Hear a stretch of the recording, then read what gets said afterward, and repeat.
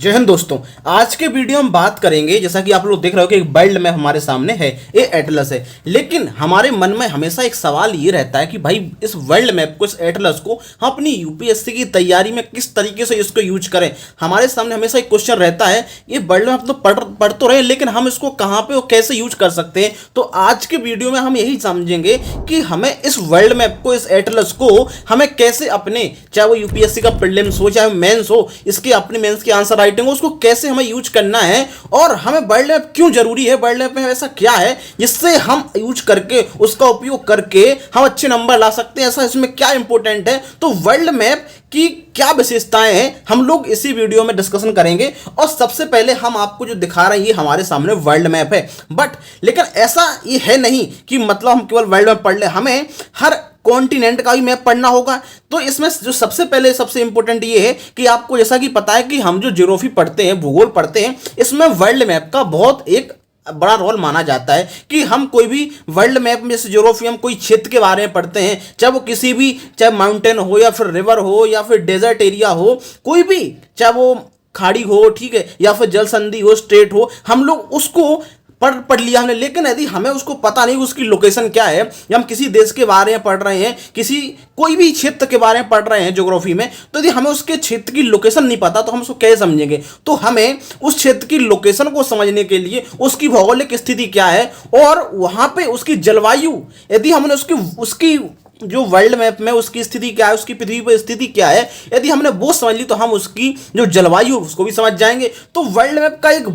Broad area में इसका बहुत ही यूज है। और केवल ऐसा नहीं कि हम केवल इसका ज्योग्राफी में यूज कर सकते हैं। आपने हिस्ट्री, मान लो सब्जेक्ट पढ़ा, आपने हिस्ट्री आप पढ़ रहे हो, तो आपको कोई भी क्षेत्र का नाम मिला, ठीक है, मान लो जैसे भारत की हिस्ट्री पढ़ते हो या फिर वर्ल्ड हिस्ट्री पढ़ते हो, तो वर्ल्ड हिस्ट्री मान लो अपन फर्स्ट वर्ल्ड वॉर पढ़ रहे हैं, सेकेंड वर्ल्ड वॉर पढ़ रहे हैं, तो यदि आपको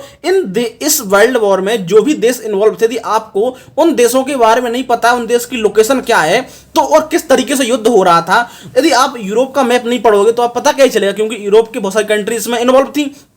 तो अब तभी जानोगे जब आप वर्ल्ड मैप पढ़ोगे। अब हम आते हैं अपने भारत में कि भारत में मान लो हम किसी क्षेत्र के बारे में पढ़ ले, मान लो हम हिस्ट्री पढ़ रहे हैं, ठीक है, हमने कोई प्राचीन भारत में जैसे मान लो को मगध साम्राज्य पढ़ा, यदि हमने महाजनपद काल में पढ़ा, हमने मगध साम्राज्य पढ़ा, और यदि हमें ये नहीं पता कि मगध कहाँ पे था और इतने जो महाजनपद थे, वो हम कैसे समझेंगे। वो भारत का जो हम जब इंडिया का वर्ल्ड मैप, जब इंडिया का जो मैप बनाएंगे, उसमें उन क्षेत्रों की लोकेशन समझेंगे, तभी हम समझ पाएंगे अच्छा इनकी लोकेशन ये थी और ये हमारे लिए इंपॉर्टेंट है। तो हम, और दूसरी बात, जब हम ज्योग्राफी में, आपको ऐसा पता है कि प्रीलिम्स में आपको कुछ पेपर देते हैं,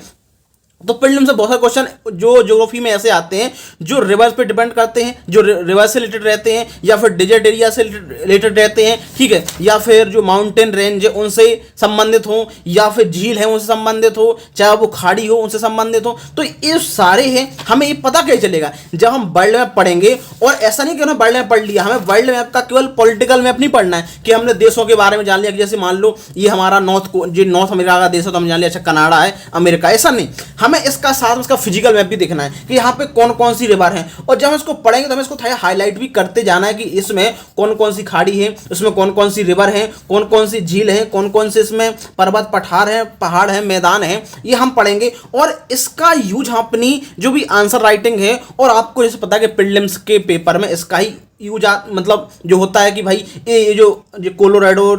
रिवर है या फिर अमेरिका की ये झील है, ठीक है, और अमेरिका और कनाडा के बीच में कौन कौन सी 5 जो प्रमुख झील मानी जाती हैं, ठीक है, जिनकी सीमा पे स्थित हैं, यदि हमें उनके बारे में नहीं पता तो क्वेश्चन का आंसर कैसे दे पाएंगे। चलो ठीक है, इसके बारे में यदि किसी देश के बारे में, ठीक है, यदि यूरोप से संबंध आ गया कि भाई ये देश है, कोई भी देश का नाम आ गया, और इस देश के आसपास कौन कौन से पड़ोसी देश से, मान लो अभी रिसेंटली आपको पता है कि यूक्रेन और रसिया का युद्ध चल रहा है, यदि आपको ये नहीं पता कि यूक्रेन की लोकेशन क्या है, रसिया की लोकेशन क्या है, और इनके बीच लड़ाई क्यों हो रही है, ये आप कैसे जानोगे। वर्ल्ड मैप को जानोगे भाई रसिया के क्या इसमें इंटरेस्ट है यूक्रेन में, कि जो इस लड़ाई लड़ रहा है, यूक्रेन की क्या लोकेशन है, आपको पता ये यूक्रेन है, यूक्रेन के साउथ में क्या है, काला सागर है, ब्लैक सी है। यदि रसिया यूक्रेन पे कब्जा कर लेता तो पूरा जो काला सागर का व्यापार है, उसके बाद फिर जो मेडिटेरियन सी है, इस पे पूरा कंट्रोल होगा उसका। लेकिन यदि हमने इसके बारे में, वर्ल्ड मैप के बारे में नहीं पढ़ा, हमने यूरोप का मैप नहीं पढ़ा और हमें इसके रसिया की, ना ही हमें यूक्रेन की लोकेशन के बारे में नहीं पता है, तो हम कैसे इसको समझ पाएंगे? किसी भी देश के आसपास के देशों के बारे, आगे मान लो जर्मनी है, जर्मनी से पूछ लिया कि जर्मनी के आसपास कौन कौन से देश हैं, उसके पड़ोसी देश कौन है। यदि हम हम केवल रट नहीं सकते कि भाई अच्छा ये देश है, इसके बाद के हमने पड़ोस रट लिए कि भाई हो गया बांग्लादेश हो गया, ठीक है, चाइना हो गया, पाकिस्तान हो गया, ठीक है, उसके अलावा नेपाल हो गया, भूटान हो गया। यदि हम ऐसे रटेंगे तो कुछ मतलब नहीं है, नहीं, क्योंकि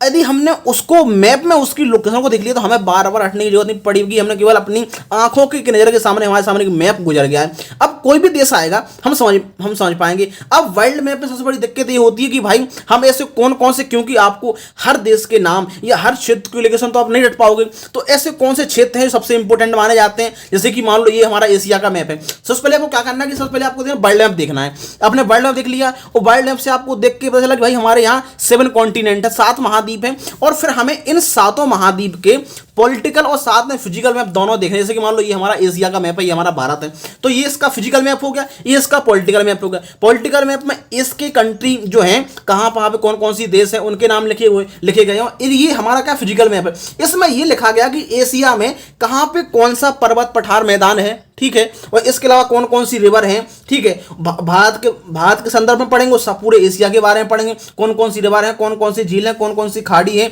चाहे वो,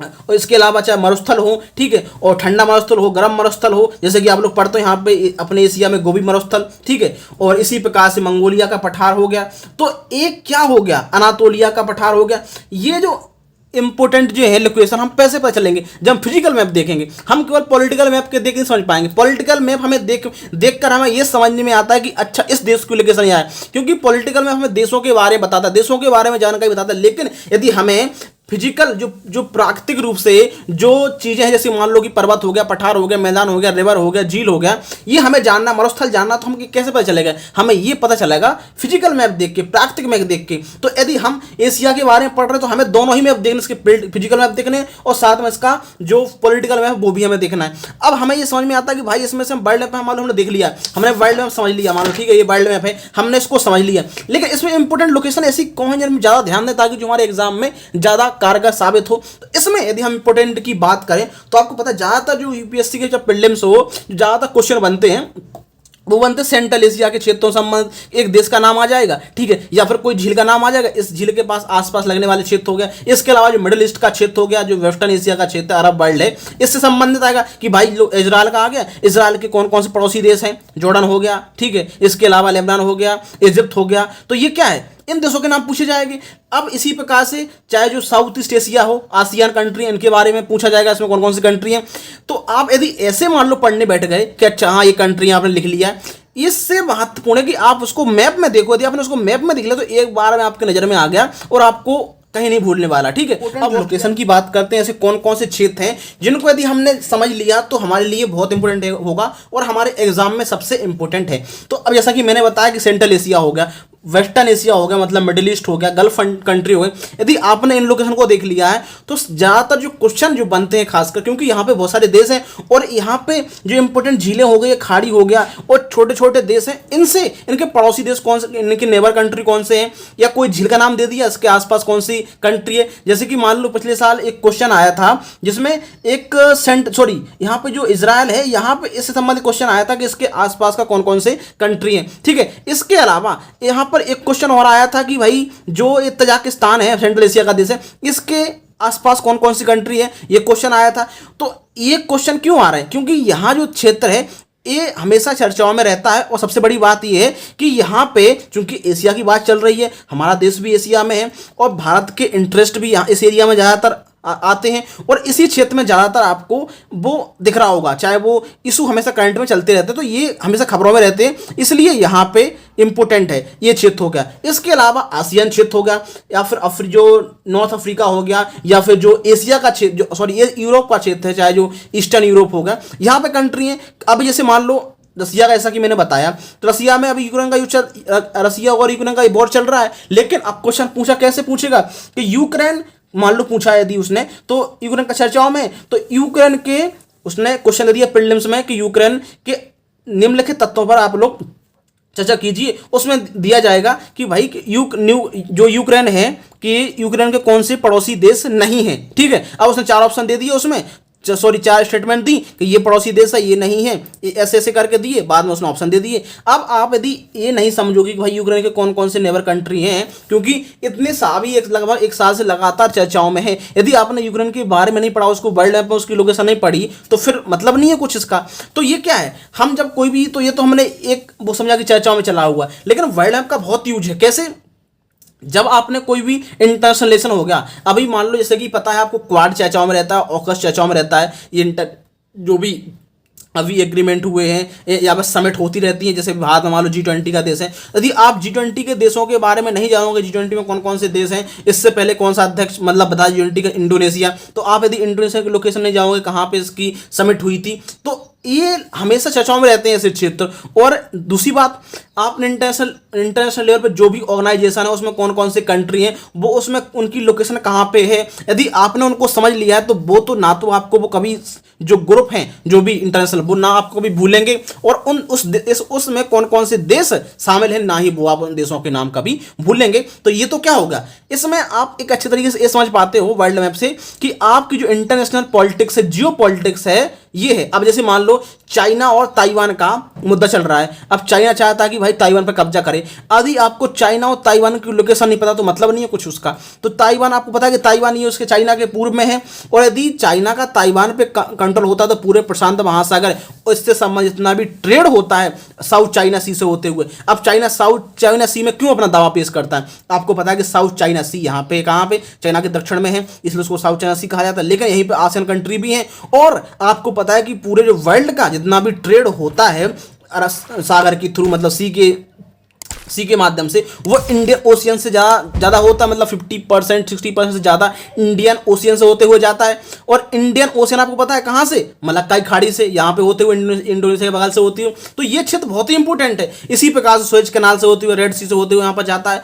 तो यहाँ पे यदि आपने इस क्षेत्र के बारे में ये जानोगे कैसे? ये तभी जानोगे ना जब आपने वर्ल्ड मैप देखोगे। तो ये तो आपके इंटरनेशनल जियो पॉलिटिक्स हो गया, इंटरनेशनल रिलेशन हो गया, इसके बारे में जान लिया। आप ज्योग्राफी में बात करें तो ज्योग्राफी में मान लो किन क्षेत्रों में ज़्यादा भूकंप आते हैं, किन क्षेत्रों में ज़्यादा ज्वालामुखी आते हैं। यदि आप वो नहीं जानोगे, प्रशांत महासागर के जितने भी तटीय क्षेत्र हैं, देशों हैं, यहाँ पे भूकंप है, ज्वालामुखी ज़्यादा संभावना रहती है। तो यदि आपने वर्ल्ड मैप उनको समझ लिया तो बहुत बढ़िया है, ठीक है। तो वर्ल्ड मैप का एक बहुत बड़ा एक रूल, एक यूज है उसका। ऐसा नहीं कह सकते कि हम लोग नहीं वर्ल्ड मैप समझ लिया, हमें समझ में नहीं आ रहा। इसका हर पेपर में, चाहे वो प्रीलिम्स हो, मेंस हो, हर सब्जेक्ट में इसका यूज है। चाहे वो इंटरनेशनल रिलेशन हो, चाहे वो आपकी ज्योग्राफी हो, चाहे वो आपकी हिस्ट्री हो। अब वो लोग हिस्ट्री में कैसे है? ऐसे है, आपने वर्ल्ड, जैसा कि मैंने बताया कि मान लो फर्स्ट वर्ल्ड वॉर कब हुआ था, कैसे हुआ था, सेकेंड वर्ल्ड वॉर क्या हुआ था, उसकी क्या पृष्ठभूमि रही है। यदि आपने उन देशों की लोकेशन जान ली, यूरोप में कौन कौन से, चाहे फ्रांस हो, ब्रिटेन हो, जर्मनी हो, पोलैंड हो, रसिया हो, सोवियत यूनियन हो, यदि आपने उनके बारे में जान लिया तो आप पता चल जाओगे अच्छा ये स्थिति है, यहाँ पे इनकी लोकेशन है, इन दोनों में ये डिस्प्यूट चल रहा था। तो इसके बारे में कोई भी देशों के बीच लड़ाई चल रही है तो उसमें क्या डिस्प्यूट है उन दोनों देशों के बीच में, आप उसका मैप देखोगे, उनकी लोकेशन देखोगे तो पता चलेगा ना कि इन क्षेत्र में यहाँ पे डिस्प्यूट चल रहा है, इसलिए यहाँ पे इनकी लड़ाई हो रही है। तो वर्ल्ड मैप का एक बहुत बड़ा इनका योगदान है हमारी तैयारी में और चीज़ों को जानने में, ठीक है। ये हो गया। अब वर्ल्ड मैप में कौन सी रिवर कहाँ पे जा रही है, कौन सा मरुस्थल है, कौन सा माउंटेन रेंज है, कौन सी स्ट्रेट है, कौन सी खाड़ी है, यदि आप ये पता आपको करना है तो आप पता कैसे करोगे? इसी के बारे में, वर्ल्ड मैप के बारे में समझ के। तो वर्ल्ड मैप इसलिए हमारे लिए एक बहुत ही इंपॉर्टेंट होता है। इसलिए वर्ल्ड मैप पर सबसे जो महत्वपूर्ण माना जाता है कि आप हमारे जो वर्ल्ड मैप में हमारे जो भी ओशियन है, चाहे वो इंडियन ओशियन होगा, अटलांटिक ओशियन होगा, प्रशांत महासागर, प्रशांत ओशियन होगा, आर्कटिक हो गया, यदि आपने इसको अच्छे से जान लिया और हमारे जो भी वर्ल्ड में आपको 7 कॉन्टिनेंट दिख रहे हैं, चाहे वो north America, south America, Africa, Europe, Asia, Australia, उसके अलावा जो अंटार्कटिका है, इसको जानना है तो सातों जो महाद्वीप है इनका फिजिकल मैप देखो, ठीक है। इनका फिजिकल मैप देखो, साथ में इनका जैसे ऑस्ट्रेलिया होगा तो ये क्या, ऑस्ट्रेलिया का फिजिकल मैप हो गया, और ये ऑस्ट्रेलिया का क्या फिजिकल मैप होगा, ये ऑस्ट्रेलिया का पॉलिटिकल मैप है। तो पॉलिटिकल मैप हमें ये बताता है कि वहाँ पे कौन कौन से देश हैं, कौन कौन से शहर हैं, कौन कौन से राज्य हैं। लेकिन फिजिकल मैप हमें बताता है कि यहाँ पे कौन कौन सी नदी है, कौन कौन से माउंटेन है, कौन कौन से डेजर्ट एरिया है, ठीक है। इसके अलावा कौन कौन सी पहाड़ी है, मैदान है, नदियाँ हैं, ये सारे हैं बताता है। ये कौन? Physical map. तो इसलिए यहाँ फिजिकल मैप समझना है और साथ में हमें को हाईलाइट करते जाना चीज़ों को, जैसे कि मैंने यहाँ पे कर रखा है कि चाहे वो बृहद बैरियर भित्ति हो, ठीक है,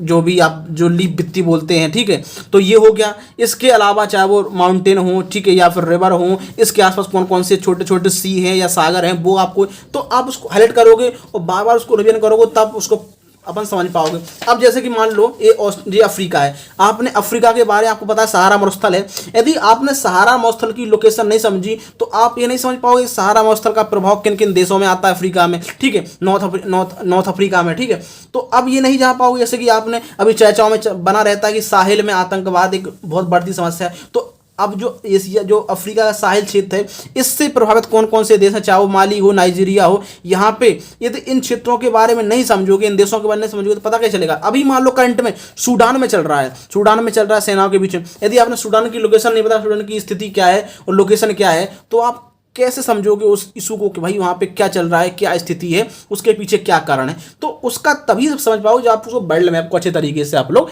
देखते हो। तो हमें इस तरीके से को यूज करना है, पॉलिटिकल मैप देना है, इसका फिजिकल मैप देखना है, वहाँ पे हमें देखना कौन कौन से यहाँ पे मरुस्थल हैं, कौन कौन सी नदियाँ हैं। जैसे कि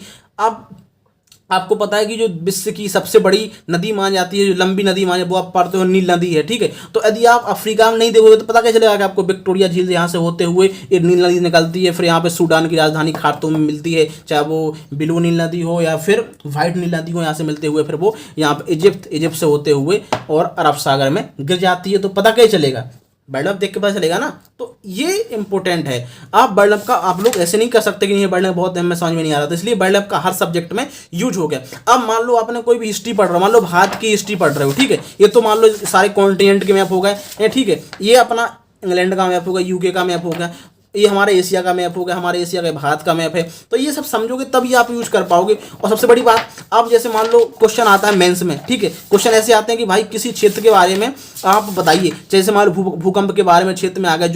ज्वालामुखी के बारे में आ गया, तो आप वो कैसे आप उस वर्ल्ड मैप को बना के उसमें वो क्षेत्र आप उसमें लोकेट कर सकते हो, हाईलाइट कर सकते हो जिनमें ज़्यादा आता है, जहाँ पे भूकंप ज़्यादा आता है, ठीक है। अब जैसे भारत के बारे में आ गया, तो यहाँ पे भारत के हर क्षेत्र का मैप दिया हुआ है, चाहे वो उत्तर का मैदान हो यहाँ पे, ठीक है, उत्तर प्रदेश हो गया ये, ठीक है, अरावली पर्वत श्रेणी हो गया, ठीक है, गुजरात और राजस्थान का मैप दिया हुआ है, जम्मू कश्मीर का मैप दिया हुआ है। तो इनको जब पढ़ोगे तब आप समझोगे। अब जैसे मान लो कि भारत का ही हमारा मैप है, ठीक है, अब मान लो आप हिस्ट्री पढ़ रहे हो, ठीक है, अब इसका हिस्ट्री में कैसे यूज है, आपने हिस्ट्री में पढ़ा, आपने कोई भी क्षेत्र पढ़ा, कोई भी किसी भी क्षेत्र का नाम पढ़ा, किसी शहर का नाम पढ़ा, तो आप उसकी लोकेशन कहाँ पे, उसके पीछे क्या कारण है, यदि उस पे यहाँ पे ऐसी घटना हुई है तो कैसे आपको समझोगे, तो आप समझोगे भाई अच्छा ये यहाँ पे इसकी लोकेशन यहाँ पे, उसको तुरंत आपको वर्ल्ड मैप में देखना है या उसको इंडिया के मैप में देखना है, ठीक है। जैसे कि मान लो इतिहास हम लोग पढ़ते हैं कि ब्रिटेन ने भारत शासन किया, सबसे पहले वो बंगाल पे शासन कर पाए, तो बंगाल के बारे में मैप में पढ़ो, अच्छा बंगाल यहाँ पे है, तो इस तरीके से यहाँ पे वो पावर में आए पहले, ठीक है। उसके बाद धीरे धीरे फिर बाद में वो कंट्रोल करते गए अलग क्षेत्र में, चाहे वो अवध हो या फिर पंजाब का क्षेत्र हो या फिर जो मराठा का क्षेत्र हो, ठीक है, या फिर साउथ में चाहे जो तमिलनाडु वाला क्षेत्र, मद्रास वाला क्षेत्र। तो इनको नहीं समझोगे तो आप पता कैसे चलोगे। तो आपको अपनी आंसर राइटिंग में और साथ के प्रीलिम्स में दोनों पेपर के लिए जो वर्ल्ड मैप है, जो भारत का मैप है, बहुत ही इंपॉर्टेंट है। इसलिए आप लोग जो एटलस है उसको अच्छे तरीके से अपनी कमांड पे रखो। ऐसा नहीं कर सकते कि हमें कुछ समझ में नहीं आ रहा है। ये जो भी एटलस है आप कोई भी ले सकते हो, ये बहुत ही इंपॉर्टेंट है आपके लिए, क्योंकि इसमें आपको हर क्षेत्र की, हर देश की, हर कॉन्टिनेंट की आपको लोकेशन मिलेगी और आप उसमें पढ़ के समझ पाओगे कि उसके पीछे क्या कारण रहे हैं और क्यों यहाँ पे जो भी डिस्प्यूट चल रहा है, तो कैसे उसको डिस्प्यूट को यदि आपको समझना है तो आप तभी मैप देखोगे तो आप उसको समझ पाओगे, अच्छा यहाँ पे ये है। तो ये वर्ल्ड मैप का और हर सब्जेक्ट में इसका यूज है, चाहे वो आपका हिस्ट्री हो, पॉलिटी हो, ज्योग्राफी हो, ठीक है, और इसके अलावा IR हो, हर सब्जेक्ट में इसको यूज कर सकते हो। खासकर ज्योग्राफी में, हिस्ट्री में इसका ज़्यादा योगदान, आप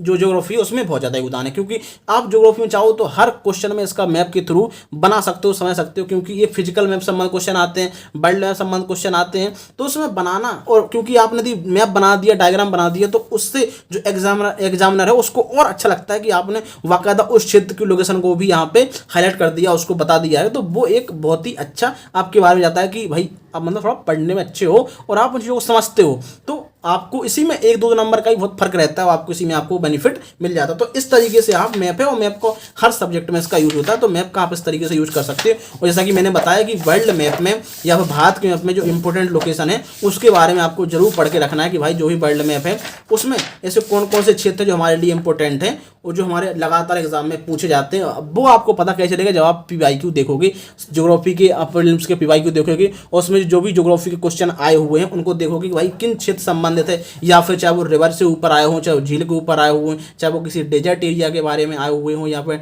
चाहे वो खाड़ी हो, एक स्ट्रेट हो, जलसंधि हो, थल संधि हो, ठीक है, रिवर के बारे में हो, जितने भी हैं आप यदि आपने सब दुनिया की जितनी भी इंपॉर्टेंट रिवर हो गई, ठीक है, हर कॉन्टिनेंट की, और माउंटेन रेंज हो गई, डेजर्ट एरिया हो गया, इसके अलावा जो भी खाड़ी हो गई या फिर जो जल संधि है, स्ट्रेट हैं, वो पढ़ ली, ठीक है। तो इनको आपको यदि आपने समझ लिया तो आपको उन सारी की लोकेशन पता है, किन देशों से होके जाती है या फिर किन देशों की राजधानी से होके जाती है, ठीक है, और कहाँ कहाँ पे इसका मतलब यूज है और कहाँ कहाँ से होके जाती है। और क्वेश्चन ऐसे ही बनते हैं कि भाई यदि ए एरिया है, डेजर्ट एरिया, तो ये किन देशों में फैला हुआ है, ए रिवर है तो किस देश से होते हुए जाती है, किस देश से मिलती है, इस देश की नेबर कंट्री कौन कौन सी है, इस देश के आसपास ये झील दे दी तो इस झील के आसपास कौन कौन सी कंट्री है, वहाँ पर ऑप्शन आ गया आपके पास, आपको बताना है, ठीक है। तो वो कैसे बताओगे जब आपको वर्ल्ड मैप यदि आपने देखा हुआ है और वर्ल्ड मैप में यदि आपने अच्छे से उनकी लोकेशन को आपको समझा है, उनके आसपास के देशों के बारे में पढ़ा है, तो आप उसका तरीके से क्वेश्चन आंसर दे पाओगे। तो ये हमारे लिए बहुत ही इंपॉर्टेंट है कि हम वर्ल्ड मैप का किस तरीके से यूज करना है। आंसर राइटिंग में आप पूरा वर्ल्ड मैप बना दो और किसी भी क्षेत्र के बारे में क्वेश्चन आया तो उस क्षेत्र को वहां पे आप हाईलाइट कर दो। तो ये क्या है, आपको एक, क्योंकि आपकी जो कॉपी है वो भरी लगेगी साथ में, और जो एग्जाम है उसको भी आपने प्रेजेंटेशन अच्छा कर दिया क्वेश्चन का आंसर का, तो वो भी आपको अच्छे नंबर देगा। तो ये वर्ल्ड मैप आपके लिए बहुत ही इंपॉर्टेंट होता है, जैसा कि मैंने बताया है। तो इस तरीके से आप लोग समझ सकते हो इसका कहाँ कहाँ पे यूज है, जैसा कि मैंने बता दिया कि हर सब्जेक्ट में इसका यूज होता है। आपके चाहे आंसर राइटिंग हो, मेंस हो, प्रीलिम्स हो, वहाँ पे यूज कर सकते हो, चाहे वो हिस्ट्री हो आपका, चाहे इंटरनेशनल रिलेशन हो, जियोपॉलिटिक्स हो, ज्योग्राफी सबसे इंपॉर्टेंट माना जाता है। तो ये इसमें हर सब्जेक्ट में इसका यूज कर सकते हो और यूपीएससी की तैयारी में इसका आप इफेक्टिवली इसका यूज कर सकते हो। तो ये हमारे लिए बहुत ही इंपॉर्टेंट है। जो एटलस है, वर्ल्ड मैप है, चाहे वो फिजिकल मैप हो या पॉलिटिकल मैप हो, तो इस तरीके से मैंने ये समझाया है। और इसके अलावा हम लोग और भी जो भी हमारी यूपीएससी तैयारी के लिए महत्वपूर्ण जो वीडियो है वो हम लाते रहेंगे कि भाई हम जो हिस्ट्री है, एनसीईआरटी उसको कैसे पढ़े, और एनसीईआरटी को वर्ल्ड मैप में कैसे हम उसको इस तरीके से समझ सकते हैं, और एनसीईआरटी को जो हमारे पीवाईक्यू उसको कैसे लिंक करें। इसके अलावा और सारे जो हमारे पीवाईक्यू हैं, एनसीईआरटी हैं, या फिर हमारे जो भी विपिन चंद्र, स्पेक्ट्रम है, हिस्ट्री के अलग अलग बुक्स हैं, वो किस तरीके से पढ़ना चाहिए, एनसीईआरटी को किस तरीके से पढ़ना चाहिए, ठीक है, और स्पेक्ट्रम हो गया, विपिन चंद्र होगा। तो ये हम सारे वीडियो हम लोग लाते रहेंगे और बताते रहेंगे किस तरीके से हमको पढ़ना है। जैसा कि अभी हम लोगों ने जो वीडियो बनाया था वो बनाया वर्ल्ड मैप के ऊपर, वर्ल्ड मैप किस तरीके से इसको यूज कर सकते हैं। तो आई थिंक आप लोगों को ये वीडियो यदि पसंद आया होगा कि भाई वर्ल्ड मैप का किस तरीके से यूज करना है, तो वीडियो को लाइक से दोस्तों जरूर करें, और साथ में चाहो सब्सक्राइब भी कर दें और बेल आइकन भी प्रेस करें, ताकि जब भी हमारा कोई नया वीडियो आता है तो आप तक वो आसानी से पहुंच जाए, और साथ में हम जो है ग्रो कर सकें और आप तक और अच्छे अच्छे वीडियो, क्योंकि यदि आप सब्सक्राइब करते हैं और लाइक से करते हैं और दूसरे जो भी तैयारी कर रहे हैं उनके पास यदि वीडियो पहुंचाते हैं, तो हम और अच्छे इफेक्टिवली अच्छे तरीके से हम जो इस तैयारी है, प्रिपरेशन है, उसको और अच्छा बनाने के लिए अच्छे अच्छे वीडियो ला सकें, ताकि आपकी जो तैयारी है वो थोड़ी और सिंपल हो सके और अच्छे से आपको उसमें लाभ मिल सके, बेनिफिट मिल सके कि हमें किस तरीके से तैयारी को आगे बढ़ाना है दोस्तों। तो आज हम लोग वीडियो को यहीं एंड करते हैं, और नेक्स्ट वीडियो हमारा जो भी आएगा वो आप तक आसानी से पहुँच ही जाएगा। हम लोग चाहे वो एनसीईआरटी के ऊपर लाते हैं या फिर हिस्ट्री के ऊपर लाते हैं कि हमें किस तरीके से बुक्स को पढ़ना है, तैयारी किस तरीके से समझना है, या फिर सिलेबस को किस तरीके से समझना, चाहे वो मेंस का और प्रीलिम्स का, तो वो आप तक आसानी से पहुंचते रहेंगे दोस्तों। अभी तक हम लोग यहीं पर रुकते हैं, वीडियो का एंड करते हैं, मिलते हैं नेक्स्ट वीडियो में। तब तक के लिए धन्यवाद दोस्तों। जय हिंद, जय भारत।